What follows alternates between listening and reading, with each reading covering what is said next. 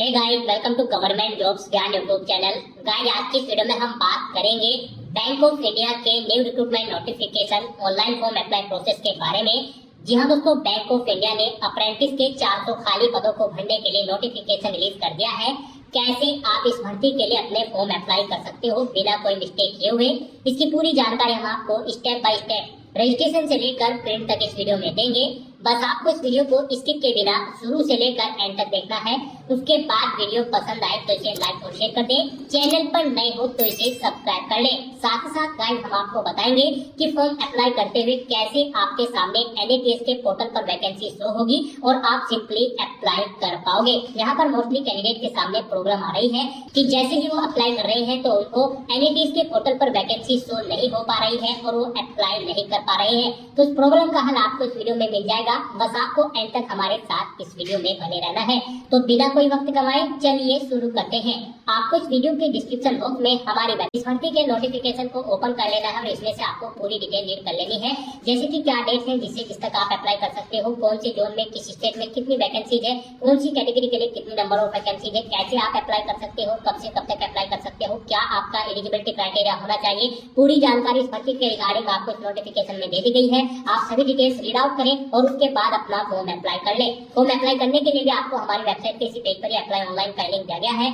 जैसे ही आप इस लिंक पर क्लिक करेंगे तो आपके सामने यहाँ पर NATS का ये ऑफिशियल पोर्टल ओपन होगा। गाइस, यहाँ पर अगर आपने पहले से रजिस्ट्रेशन कर रखा है तो आपको स्टूडेंट लॉगिन के इस लिंक पर क्लिक करना है। उसके बाद आपके सामने लॉगिन का इंटरफेस ओपन हो जाएगा। यहाँ पर आप अपनी ईमेल आईडी एंटर करें, अपना पासवर्ड आप एंटर करें, इस कैप्चा कोड का आंसर यहाँ पर दें और लॉगिन की टैब पर क्लिक करके आप अपने डैशबोर्ड में लॉगिन कर ले। और अगर आपने यहाँ पर NATS के पोर्टल पर अभी तक रजिस्ट्रेशन नहीं किया है, आप फर्स्ट टाइम NATS पोर्टल के थ्रू किसी भी भर्ती के लिए अप्लाई करने जा रहे हो, तो सबसे पहले यहाँ पर आपको अपना रजिस्ट्रेशन करना होगा। उसके लिए आपको स्टूडेंट रजिस्टर के इस लिंक पर क्लिक करना है। नेक्स्ट आपके सामने रजिस्ट्रेशन का इंटरफेस ओपन हो जाएगा।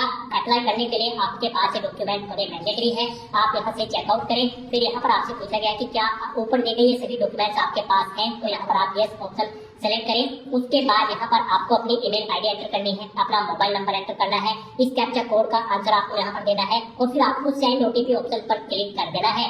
उसके बाद आपके रजिस्टर्ड ईमेल आईडी और मोबाइल नंबर पर OTP सबमिट किए गए हैं, वो OTP आपको यहाँ पर एंटर करने हैं। जो ईमेल पर OTP आया है वो ईमेल वाले सेक्शन में एंटर करना है और जो मोबाइल पर आया है वो मोबाइल के इस सेक्शन में एंटर करना है। और फिर आपको वेरीफाई OTP इस ऑप्शन पर क्लिक करके अपना मोबाइल नंबर और ईमेल आईडी को यहाँ पर वेरीफाई कर लेना है। नेक्स्ट आपके सामने कुछ इस तरह से इंटरफेस ओपन होगा। यहाँ पर आपको अपना रजिस्ट्रेशन करना है। आपसे पूछा गया है क्या आपने पहले से अप्रेंटिसशिप की ट्रेनिंग प्रोग्राम कर रखा है। अगर कर रखा है तो यस करें और फिर आप एलिजिबल नहीं होंगे। अगर नहीं कर रखा है तो यहाँ पर आपको नो ऑप्शन सेलेक्ट करना होगा। यहाँ पर आपको नो ही ऑप्शन सेलेक्ट करना होगा, अदरवाइज आप एलिजिबल नहीं होंगे। फिर यहाँ पर आपसे पूछा गया कि क्या आपको कोई वर्क एक्सपीरियंस है। अगर है तो यस करें और फिर आप एलिजिबल नहीं होंगे, तो यहाँ पर भी आपको नो ऑप्शन सेलेक्ट करना है। नेक्स्ट यहाँ पर आपसे पूछा गया है आपने अपनी ग्रेजुएशन यहाँ पर रेगुलर, डिस्टेंस या फिर पार्ट टाइम कैसे पास आउट की है। आप अपने अकॉर्डिंग ऑप्शन सेलेक्ट करें। उसके बाद यहाँ पर आपको अपना नाम एंटर करना है।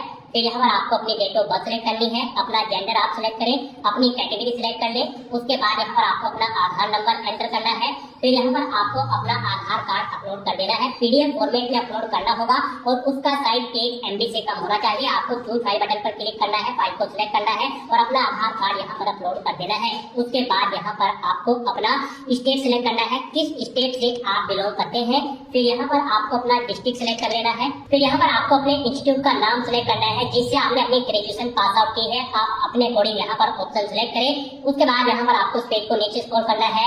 यहाँ पर अब आपको अपना एजुकेशन का टाइप सेलेक्ट कर लेना है। यहाँ पर आपने डिप्लोमा किया है इंजीनियरिंग में या फिर टेक्नोलॉजी में, या फिर डिप्लोमा है आपके पास जनरल हिस्ट्री में, या फिर आपके पास ग्रेजुएट इंजीनियरिंग या टेक्नोलॉजी में डिग्री है, या फिर ग्रेजुएट आपने यहाँ पर जनरल हिस्ट्री में किया है। आप अपने अकॉर्डिंग यहाँ पर ऑप्शन सिलेक्ट करें। फिर यहाँ पर आप यस ऑप्शन सिलेक्ट करें। कोर्स सेलेक्ट करें, आपने कौन सा कोर्स किया है। फिर यहाँ पर आपको अपना स्पेशलाइजेशन सेलेक्ट कर लेना है। उसके बाद यहाँ पर आपको अपनी स्टूडेंट आईडी यानी कि इनरोलमेंट नंबर अपना ग्रेजुएशन का यहाँ पर एंटर कर देना है। फिर पासिंग ईयर आपको देना है, कब आपने अपनी ग्रेजुएशन पास आउट की है। उसके बाद यहाँ पर ईयर देना है। ईयर देने के बाद आपको मंथ यहाँ पर देना है, किस मंथ में आपने अपनी ग्रेजुएशन पास आउट की है। फिर यहाँ पर आपको अपनी परसेंटेज एंटर करनी है, कितने परसेंटेज मार्क्स आपने यहाँ पर ग्रेजुएशन में ऑब्टेन किए हैं, या फिर CGPA है तो CGPA की डिटेल दें। उसके बाद आप इस पेज को नीचे स्क्रॉल करें। नेक्स्ट यहाँ पर आपको अपना पासवर्ड एंटर करना है। आप अपना पासवर्ड यहाँ पर अल्फान्यूमेरिक फॉर्मेट में दें। मीन्स आपके पासवर्ड में कम से कम एक अपर केस कैरेक्टर, एक लोअर केस कैरेक्टर कैरेक्टर, एक इंटीजर नंबर और एक स्पेशल कैरेक्टर जैसे कि @ या फिर डॉलर होना चाहिए। तो इस फॉर्मेट में आपको अपना पासवर्ड यहाँ पर एंटर करना है। वही पासवर्ड आपको कंफर्म पासवर्ड फील्ड में एंटर करना है। फिर आपको यहाँ पर इस कैप्चा कोड का आंसर देना है और सबमिट बटन पर क्लिक कर देना है। उसके बाद आपकी रजिस्टर्ड ईमेल आईडी पर एक एक्टिवेशन का लिंक आया होगा कुछ इस तरह से। यहाँ पर आपको योर वेरिफिकेशन लिंक के सामने इस लिंक पर क्लिक कर देना है। उसके बाद आपके सामने कुछ इस तरह से इंटरफेस ओपन होगा।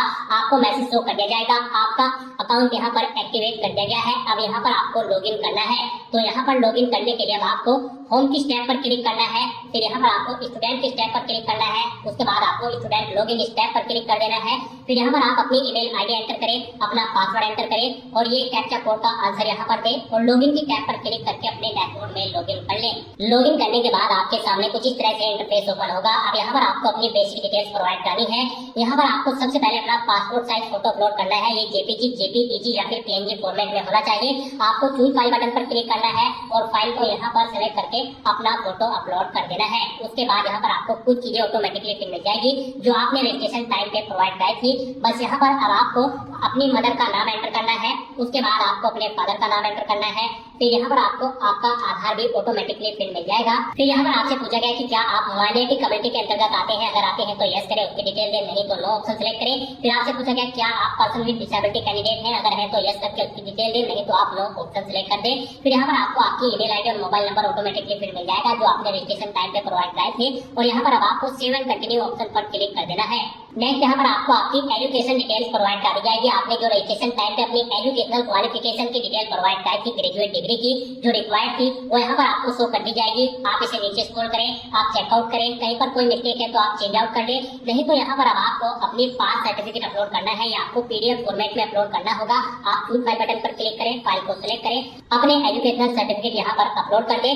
फिर यहाँ पर आपसे पूछा गया है आपने इसके अलावा भी कोई डिप्लोमा या फिर हायर सेकेंडरी एजुकेशन या फिर हाई स्कूल या फिर ITI आप जिसकी भी डिटेल देना चाहते हैं यहाँ पर आप ऑप्शन सिलेक्ट कर लें और फिर यहाँ पर उसकी डिटेल प्रोवाइड करें। जैसे कि अगर आप 10+2 की डिटेल देना चाहते हैं तो यहाँ पर आप अपना स्टेट सिलेक्ट करें। सबसे पहले किस स्टेट से आपने अपनी 12th पास आउट की है। फिर यहाँ पर आप अपना डिस्ट्रिक्ट सिलेक्ट करें। डिस्ट्रिक्ट सिलेक्ट करने के बाद यहाँ पर आपको अपने स्कूल या कॉलेज का नाम देना है। फिर यहाँ पर आपको बोर्ड का नाम देना है या फिर इंस्टीट्यूट का नाम देना है जिससे आपने अपनी 12वीं क्लास यहाँ पर पास आउट की है। स्टूडेंट आईडी आप अपने एंटर करें। स्कूल में आपने कितने परसेंटेज मार्क्स ऑब्टेन किए हैं वो यहाँ पर आप एंटर कर दें और अगर CGPA में किए हैं तो CGPA यहाँ पर आप एंटर कर दें। अपने बारे में कुछ देना चाहते हैं तो आप बताना चाहते हैं यहाँ पर आप राइट डाउन कर दें। फिर आपको अगर कोई जनरल स्किल्स है तो यहाँ पर आप ऐड कर दें। फिर उसके बाद आप कौन कौन सी लैंग्वेज जानते हैं यहाँ पर आप कोमा लगाकर अपनी सभी लैंग्वेज की डिटेल प्रोवाइड करा सकते हैं और उसके बाद आपको सेव एंड कंटिन्यू ऑप्शन पर क्लिक कर देना है। नेक्स्ट यहाँ पर आपको अपनी कम्युनिकेशन इन्फॉर्मेशन प्रोवाइड करनी है। आप पहले अपना परमानेंट एड्रेस यहाँ पर एंटर करें, अपना पिन कोड दें, पोस्ट ऑफिस यहाँ पर सिलेक्ट करें। पिन कोड के अकॉर्डिंग यहाँ पर आपका पोस्ट ऑफिस सिलेक्ट हो जाएगा। उसके बाद यहाँ पर आपको अपना डिस्ट्रिक्ट सिलेक्ट कर लेना है। ये भी आपके पिन कोड के अकॉर्डिंग ऑटोमेटिकली आपको फिर मिल जाएगा, स्टेट भी। और फिर यहाँ पर आप अपना एड्रेस एंटर कर दें। उसके बाद आप अपना प्रेजेंट एड्रेस यहाँ पर दें और अगर आपका प्रेजेंट एड्रेस आपके परमानेंट एड्रेस के अकॉर्डिंग सेम है तो आप इस चेकबॉक्स को ओके कर दें। ऑटोमेटिकली आपका प्रेजेंट एड्रेस आपके परमानेंट एड्रेस के अकॉर्डिंग फिल हो जाएगा। उसके बाद आप सेव एंड कंटिन्यू इस ऑप्शन पर क्लिक कर दें। नेक्स्ट यहाँ पर आपको अपनी ट्रेनिंग प्रेफरेंस सिलेक्ट करनी है।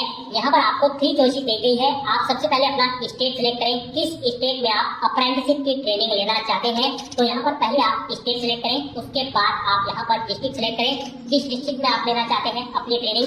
आप यहाँ पर जिसे फर्स्ट नंबर पर प्रेफरेंस देंगे उसे आपको फर्स्ट नंबर पर प्रेफर किया जाएगा और जिसे सेकंड नंबर पर प्रेफरेंस देंगे उसे सेकंड नंबर पर आपको यहाँ पर प्रेफर किया जाएगा। तो यहाँ पर आपको 3 चॉइसेस दी गई है। आप अपनी चॉइस के अकॉर्डिंग यहाँ पर 3 स्टेट और 3 डिस्ट्रिक्ट सिलेक्ट कर सकते हैं या फिर 1 स्टेट 3 डिस्ट्रिक्ट आप यहाँ पर सिलेक्ट कर सकते हैं। तो अपनी चॉइस के अकॉर्डिंग यहाँ पर आप स्टेट और डिस्ट्रिक्ट सिलेक्ट करें। उसके बाद यहाँ पर आपको फील्ड में भी ऐसे ही प्रेफरेंस देना है। यहाँ पर आप फील्ड में जिसे भी प्रेफरेंस देना चाहते हैं आप अपनी चॉइस के अकॉर्डिंग यहाँ पर प्रेफरेंस दें। जैसे कि आप एजुकेशन में, इलेक्ट्रॉनिक्स में या फिर एनर्जी में, जिस भी फील्ड में आप अप्रेंटिसशिप करना चाहते हैं यहाँ पर आप अपनी चॉइस के अकॉर्डिंग प्रेफरेंस सेट कर दें। गाइस जब आप अपनी एजुकेशनल क्वालिफिकेशन की डिटेल फिल करेंगे तो इस सेक्शन में आपको अपनी केयरफुली डिटेल फिल करनी है। अदरवाइज आपकी जो वैकेंसी है वो NATS के पोर्टल पर शो नहीं होगी। इस भर्ती में पार्टिसिपेट करने के लिए आपके पास यहाँ पर ग्रेजुएट डिग्री होनी जरूरी है किसी वेल रिकॉग्नाइज्ड यूनिवर्सिटी या फिर इंस्टीट्यूट से किसी भी स्ट्रीम के अंतर्गत। तो यहाँ पर आपको अपनी ग्रेजुएशन की डिटेल केयरफुली फिल करनी है। और जब आप क्वालिफिकेशन फिल करने के बाद फील्ड प्रेफरेंस सेलेक्ट करेंगे तो इसमें आपको बैंकिंग से रिलेटेड फील्ड आपके पास होनी चाहिए, जैसे कि बैंकिंग एंड फाइनेंस या फिर कैपिटल गुड्स या फिर e commerce and so on. जो भी आपकी बैंकिंग के अंतर्गत प्रेफरेंस है वो यहाँ पर आपको सिलेक्ट करनी होगी, अदरवाइज आपको NATS के पोर्टल पर वैकेंसी शो नहीं होगी। उसके बाद आपको सेव एंड कंटिन्यू ऑप्शन पर क्लिक कर देना है। नेक्स्ट यहाँ पर आपको अपनी बैंकिंग डिटेल देनी है। यहाँ पर आप सबसे पहले अपने बैंक का IFSC कोड एंटर करें। उसके अकॉर्डिंग यहाँ पर आपकी बैंक की ब्रांच का नाम आ जाएगा और बैंक नेम यहाँ पर आपको शो कर दिया जाएगा। फिर यहाँ पर आप अकाउंट होल्डर का नाम लें, यानी कि जिस नाम से आपका अकाउंट है वो नाम यहाँ पर एंटर करें, बैंक अकाउंट नंबर यहाँ पर एंटर करें और फिर आप अपनी पासबुक की PDF यहाँ पर अपलोड कर दें। आपको चूज फाइल बटन पर क्लिक करना है, फाइल को सिलेक्ट करना है और अपनी PDF यहाँ पर बैंक की पासबुक की आपको अपलोड कर देनी है और उसके बाद आपको सेव एंड प्रीव्यू ऑप्शन पर क्लिक कर देना है। नेक्स्ट आपके सामने कुछ इस तरह से इंटरफेस ओपन होगा। पीछे जो आपने डिटेल्स प्रोवाइड की है उसका पूरा प्रीव्यू यहाँ पर आपको शो कर दिया गया है। आप इस पेज को नीचे स्क्रॉल डाउन करें, प्रिंट बटन पर क्लिक करके अपनी डिटेल का एक हार्ड कॉपी प्रिंट आउट आप ले सकते हो और अगर कहीं पर कोई मिस्टेक है तो आप एडिट बटन पर क्लिक करके एडिट कर सकते हो। अगर सभी चीजें ओके हैं तो आपको चेकबॉक्स को ओके करना है और फाइनल सबमिट बटन पर क्लिक कर देना है। नेक्स्ट आपके सामने आपका डैशबोर्ड कुछ इस तरह से यहाँ पर शो होगा। इसमें आपको मल्टीपल वैकेंसी शो हो रही होंगी।